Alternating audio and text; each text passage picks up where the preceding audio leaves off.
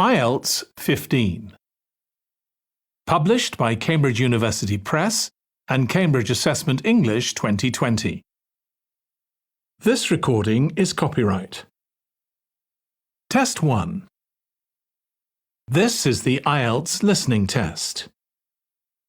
You will hear a number of different recordings and you will have to answer questions on what you hear. There will be time for you to read the instructions and questions, and you will have a chance to check your work. All the recordings will be played once only. The test is in 4 parts. At the end of the test, you will be given 10 minutes to transfer your answers to the answer sheet. Now turn to Part 1.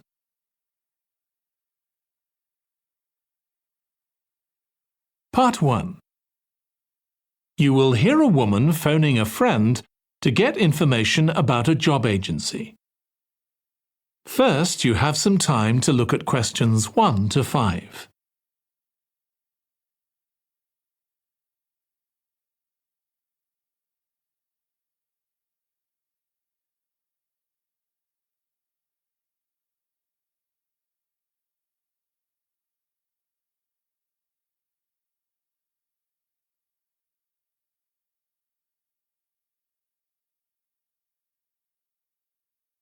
Now listen carefully and answer questions 1 to 5.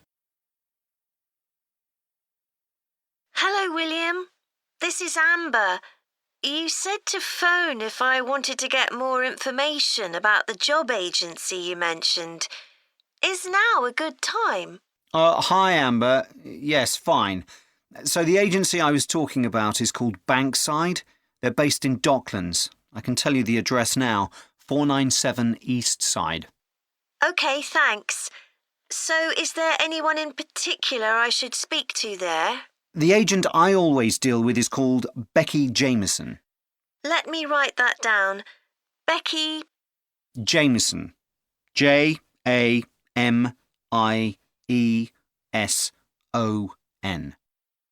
Do you have her direct line? Yes, it's in my contacts somewhere.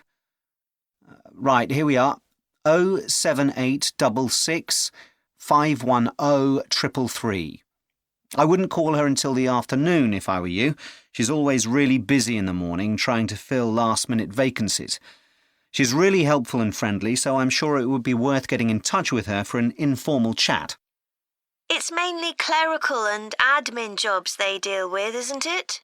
That's right. I know you're hoping to find a full-time job in the media eventually, but Becky mostly recruits temporary staff for the finance sector, which will look good on your CV and generally pays better too. Yeah, I'm just a bit worried because I don't have much office experience. I wouldn't worry. They'll probably start you as a receptionist or something like that. So what's important for that kind of job isn't so much having business skills or knowing lots of different computer systems. It's communication that really matters, so you'd be fine there. And you'll pick up office skills really quickly on the job. It's not that complicated. OK, good. So how long do people generally need temporary staff for? It would be great if I could get something lasting at least a month. That shouldn't be too difficult. But you're more likely to be offered something for a week at first, which might get extended. It's unusual to be sent somewhere for just a day or two. Right. I've heard the pay isn't too bad. Better than working in a shop or a restaurant. Oh, yes, definitely. The hourly rate is about £10, $11 if you're lucky. That's pretty good. I was only expecting to get £8 or £9 an hour. Before you hear the rest of the conversation, you have some time to look at questions 6 to 10.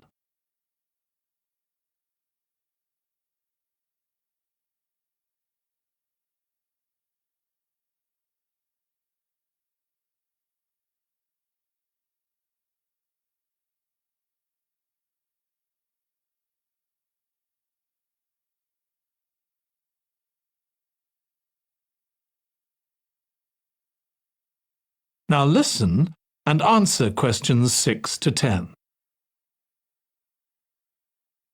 Do you want me to tell you anything about the registration process? Yes, please. I know you have to have an interview. The interview usually takes about an hour, and you should arrange that about a week in advance. I suppose I should dress smartly if it's for office work. I can probably borrow a suit from Mum. Good idea. It's better to look too smart than too casual. Will I need to bring copies of my exam certificates or anything like that? No, they don't need to see those, I don't think. What about my passport? Oh yes, they will ask to see that. OK. I wouldn't get stressed about the interview, though. It's just a chance for them to build a relationship with you, so they can try and match you to a job which you'll like. So there are questions about personality that they always ask candidates, fairly basic ones, and they probably won't ask anything too difficult, like what your plans are for the future. Hope not. Anyway, there are lots of benefits to using an agency. For example, the interview will be useful because they'll give you feedback on your performance so you can improve next time. And they'll have access to jobs which aren't advertised. Exactly. Most temporary jobs aren't advertised. And I expect finding a temporary job this way takes a lot less time. It's much easier than ringing up individual companies. Yes, indeed. Well, I think I've covered everything. That is the end of part 1. You now have 1 minute to check your answers to part 1.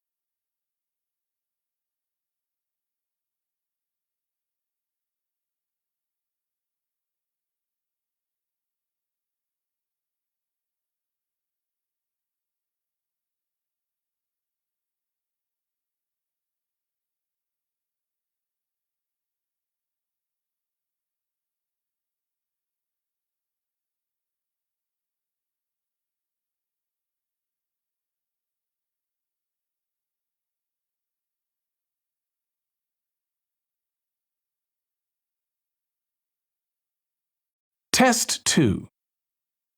This is the IELTS listening test. You will hear a number of different recordings and you will have to answer questions on what you hear. There will be time for you to read the instructions and questions, and you will have a chance to check your work.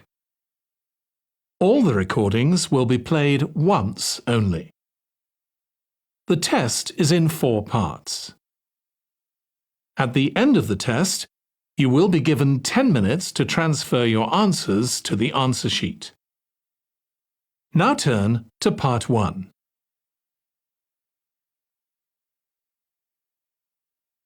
Part 1. You will hear a woman calling a tourist information office to ask about a festival. First, you have some time to look at questions 1 to 4.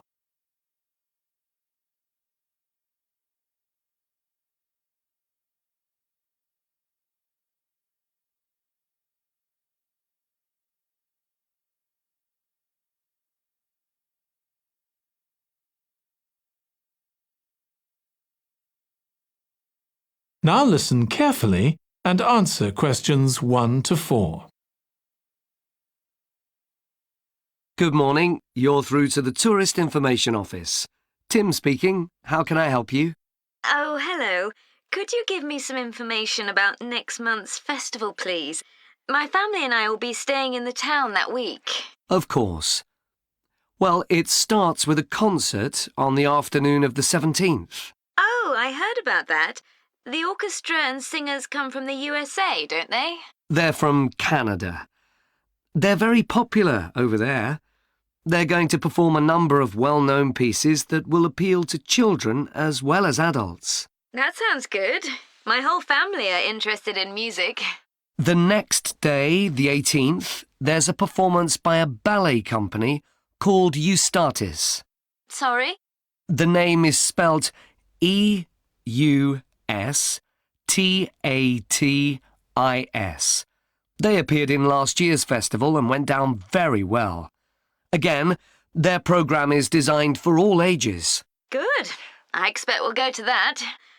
I hope there's going to be a play during the festival. A comedy, ideally. You're in luck. On the 19th and 20th, a local amateur group are performing one written by a member of the group.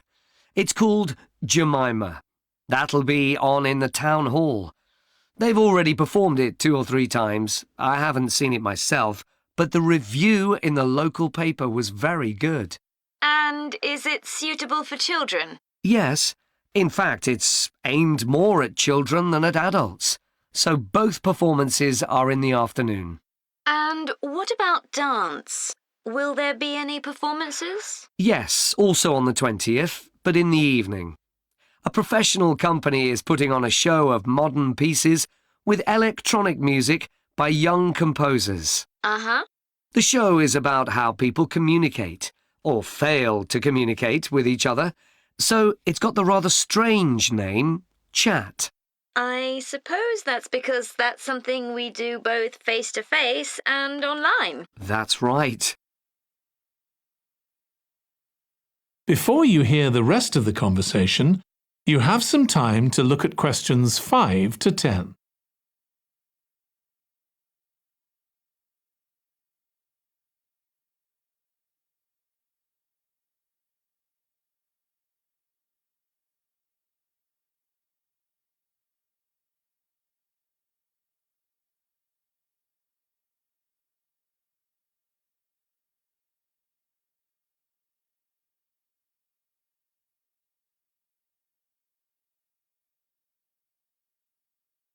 Now listen and answer questions 5 to 10. Now, there are also some workshops and other activities. They'll all take place at least once every day, so everyone who wants to take part will have a chance. Good. We're particularly interested in cookery. You don't happen to have a cookery workshop, do you? We certainly do. It's going to focus on how to make food part of a healthy lifestyle. And it'll show that even sweet things like cakes can contain much less sugar than they usually do. That might be worth going to. We're trying to encourage our children to cook. Another workshop is just for children, and that's on creating posters to reflect the history of the town. The aim is to make children aware of how both the town and people's lives have changed over the centuries. The results will be exhibited in the community centre. Then, the other workshop is in toy making, and that's for adults only. Oh, why's that? Because it involves carpentry. Participants will be making toys out of wood, so there'll be a lot of sharp chisels and other tools around. It makes sense to keep children away from it. Exactly. Now, let me tell you about some of the outdoor activities. There'll be supervised wild swimming. Wild swimming? What's that? It just means swimming in natural waters, rather than a swimming pool. Oh, okay. In a lake, for instance. Yes, there's a beautiful one just outside the town, and that'll be the venue for the swimming. There'll be lifeguards on duty, so it's suitable for all ages. And finally, there'll be a walk in some nearby woods every day. The leader is an expert on insects. He'll show some that live in the woods and how important they are for the environment. So there are going to be all sorts of different things to do during the festival. There certainly are. If you'd like to read about how the preparations for the festival are going, the festival organiser is keeping a blog. Just search online for the festival website, and you'll find it. Well, thank you very much for all the information. You're welcome. Goodbye. Goodbye. That is the end of part 1. You now have 1 minute to check your answers to part 1.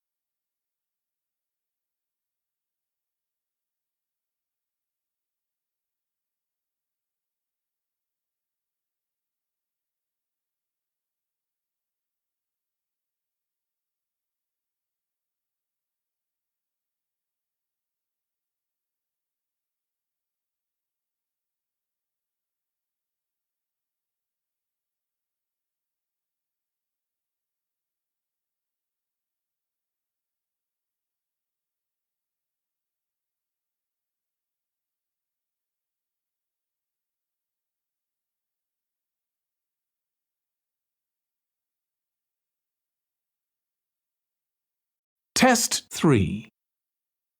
This is the IELTS listening test. You will hear a number of different recordings and you will have to answer questions on what you hear. There will be time for you to read the instructions and questions, and you will have a chance to check your work. All the recordings will be played once only. The test is in 4 parts. At the end of the test, you will be given 10 minutes to transfer your answers to the answer sheet. Now turn to Part 1.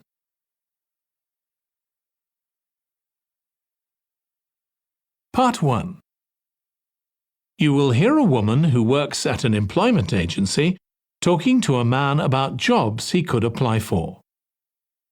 First, you have some time to look at questions 1 to 5.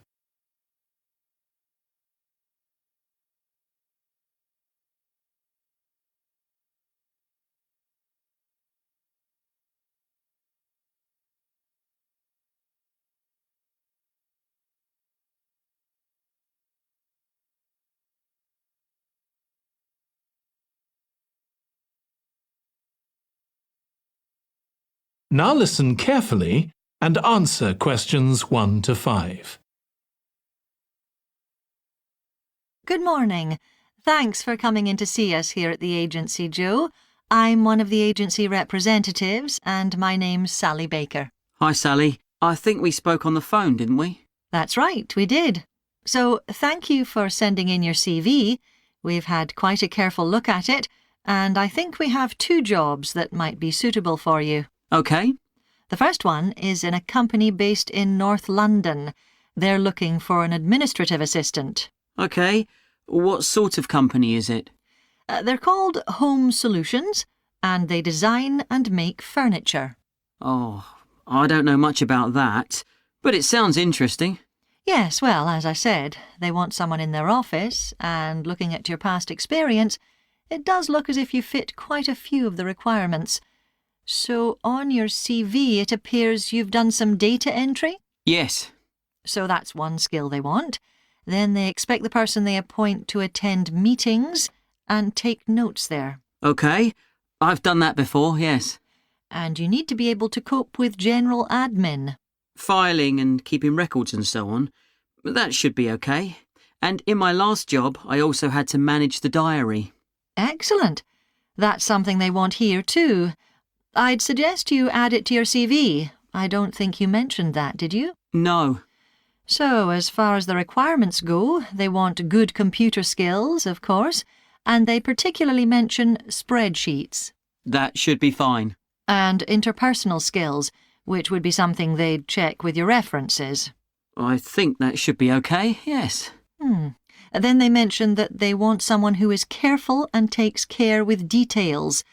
Just looking at your CV, I'd say you're probably all right there. I think so, yes. Do they want any special experience? I think they wanted some experience of teleconferencing. Oh, I've got 3 years' experience of that. Let's see. Yes, good. In fact, they're only asking for at least 1 year, so that's great. So is that something that might interest you? It is, yes. The only thing is, you said they were in North London, so it would be quite a long commute for me. OK. Before you hear the rest of the conversation, you have some time to look at questions 6 to 10.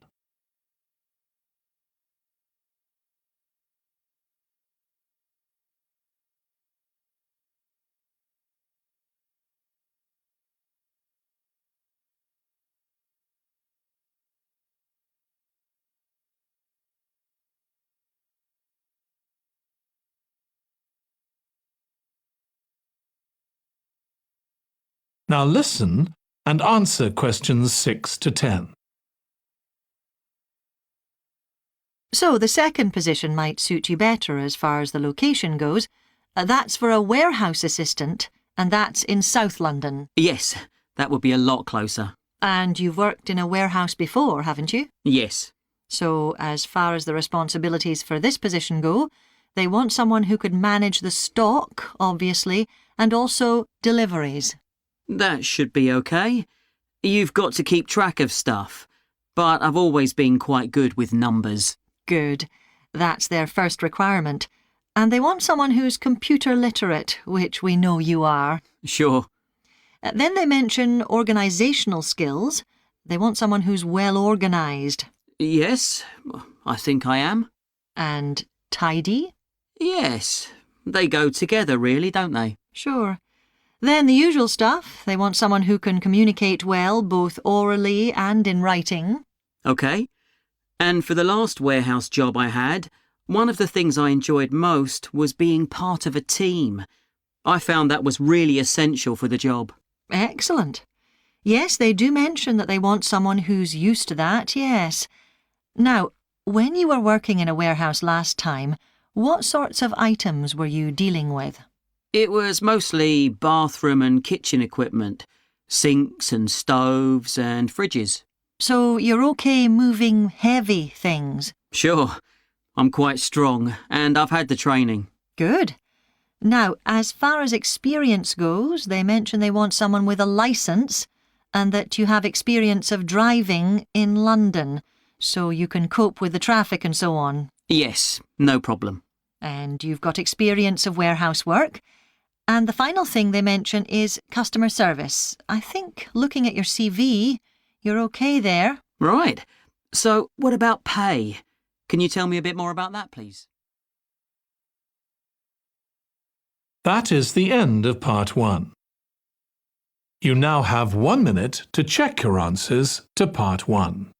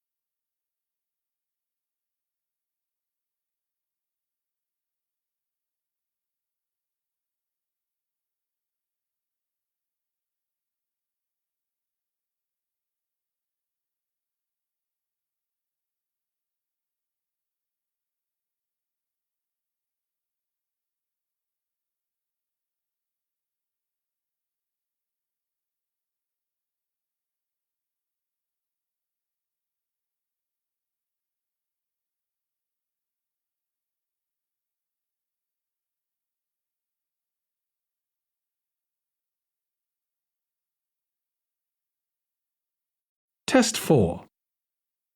This is the IELTS listening test. You will hear a number of different recordings and you will have to answer questions on what you hear. There will be time for you to read the instructions and questions, and you will have a chance to check your work. All the recordings will be played once only. The test is in 4 parts. At the end of the test, you will be given 10 minutes to transfer your answers to the answer sheet. Now turn to Part 1.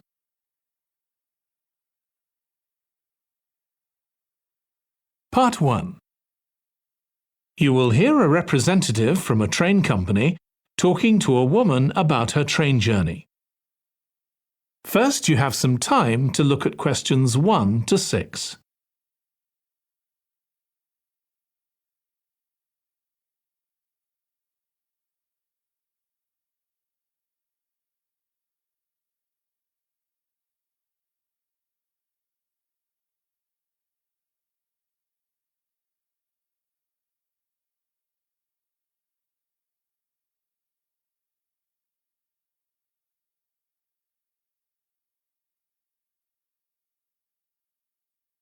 Now listen carefully and answer questions 1 to 6. Hello, do you mind if I ask you some questions about your journey today? We're doing a customer satisfaction survey. Yes, OK. I've got about 10 minutes before my train home leaves. I'm on a day trip. Great, thank you. So, first of all, could you tell me your name? It's Sophie Bird. Thank you. And would you mind telling me what you do? I'm a journalist. Oh, really? That must be interesting. Yes, it is. So, was the reason for your visit here today work? Actually, it's my day off. I came here to do some shopping, Oh, right. but I do sometimes come here for work. OK. Now, I'd like to ask some questions about your journey today, if that's OK. Yes, no problem. Right. So, can you tell me which station you're travelling back to? Stormforth, where I live. Can I just check the spelling? Staunfirth?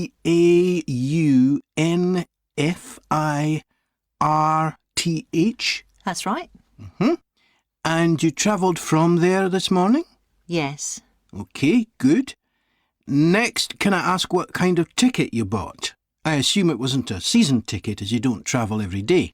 That's right. No, I just got a normal return ticket. I don't have a rail card, so I didn't get any discount. I keep meaning to get one because it's a lot cheaper. Yes, you'd have saved 20% on your ticket today. So you paid the full price for your ticket? I paid £23.70. OK.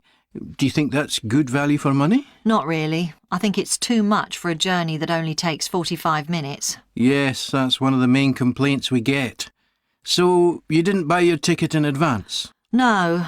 I know it's cheaper if you buy a week in advance, but I didn't know I was coming then. I know. You can't always plan ahead. So, did you buy it this morning? No, it was yesterday. Right. And do you usually buy your tickets at the station? Well, I do usually, but the ticket office closes early and I hate using ticket machines.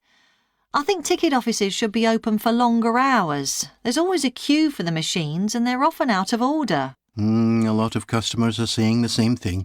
So, to answer your question, I got an e-ticket online. Before you hear the rest of the conversation, you have some time to look at questions 7 to 10.